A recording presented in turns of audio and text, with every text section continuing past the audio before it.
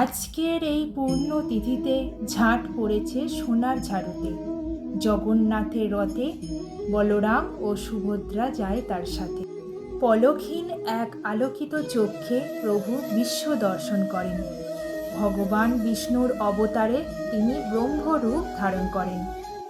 হঠাৎ এক স্বপ্নে রাজা ইন্দ্রদুগ্ন দেখেন কোনো এক জঙ্গলে নাকি প্রভু আমাদের গোপনে নীলমাধব রূপে পূজিত হচ্ছেন।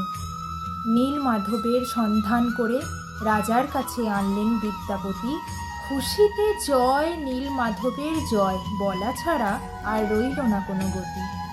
চিতাগ্নিতে হয়নি দগ্ধ শ্রীকৃষ্ণের হৃদয়। কাষ্ঠখণ্ডে বেঁধে অর্জুন তা দ্বারকাতে ভাসায়। কালক্রমে সেই কাষ্ঠখণ্ড পুরীর সৈকতে থামে।